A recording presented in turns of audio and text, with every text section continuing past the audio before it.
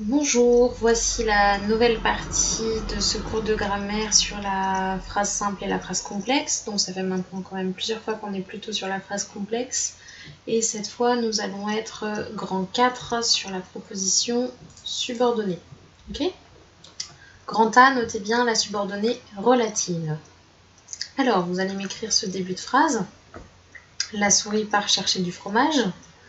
Puis, alors tout ce qui est carré bleu, c'est parce que c'est les encadrés de cours que je vais vous révéler tout de suite. Donc la souris part chercher du fromage. Il va falloir maintenant être capable de compléter avec les bouts de phrase suivantes. Vous allez devoir utiliser les mots qui sont en vert ici et choisir le bon mot en vert. Okay ? La souris part chercher du fromage. Ses petits mangent à son retour. Quel est le mot en vert que vous mettez devant ? La souris part chercher du fromage.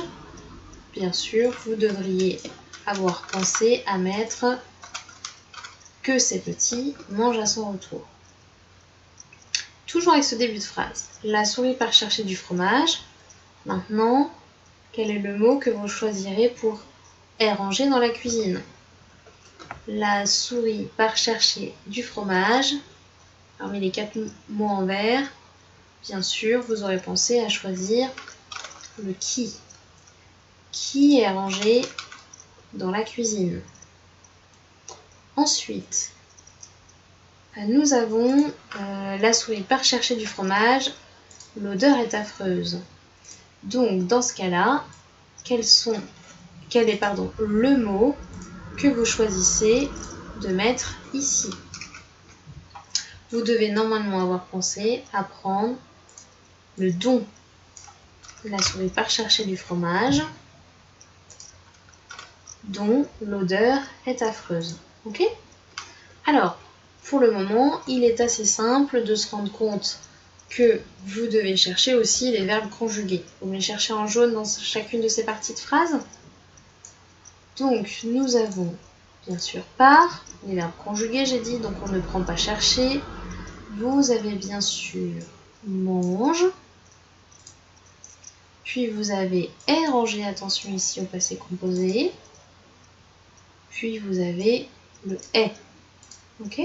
Donc vous avez un certain nombre de propositions dans cette phrase. Ok ?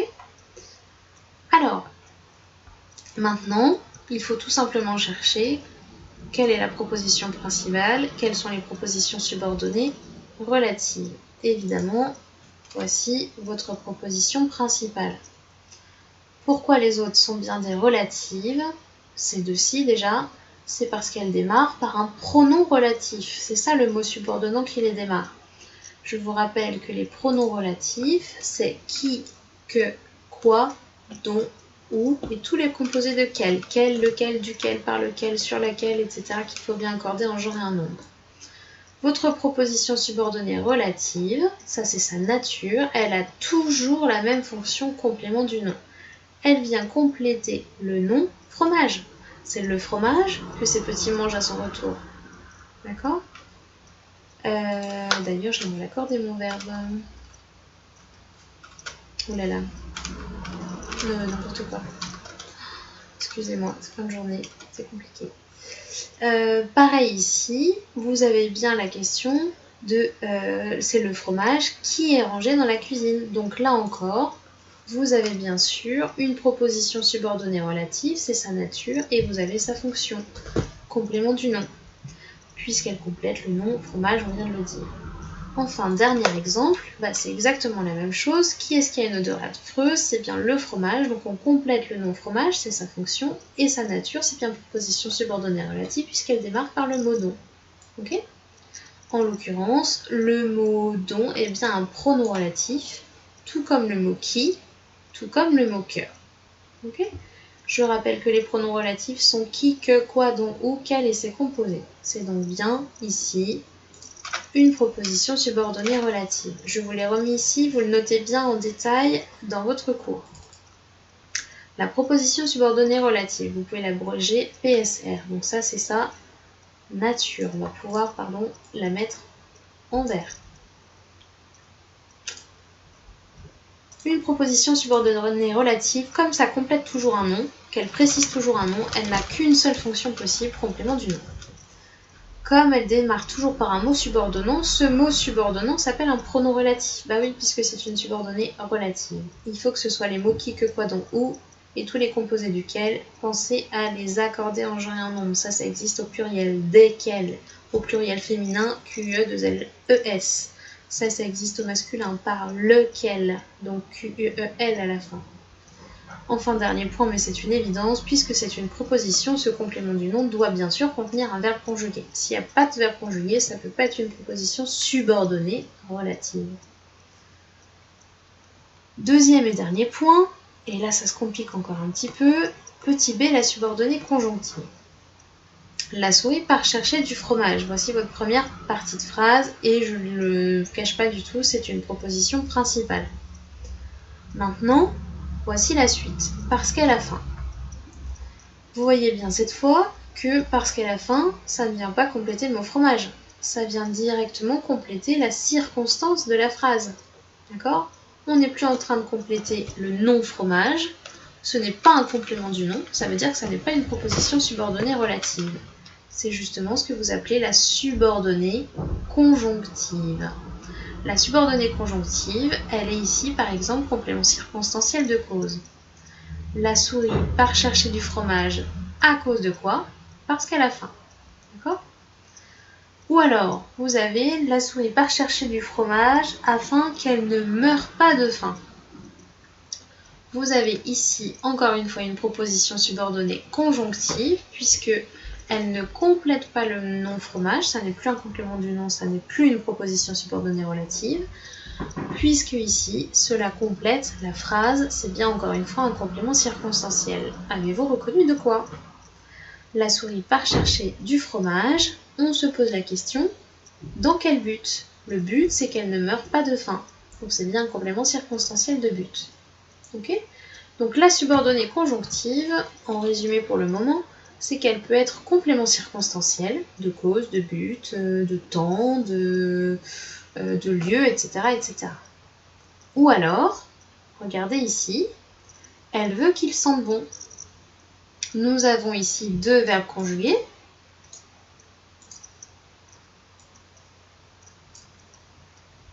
Donc ça veut dire que nous avons bien deux propositions.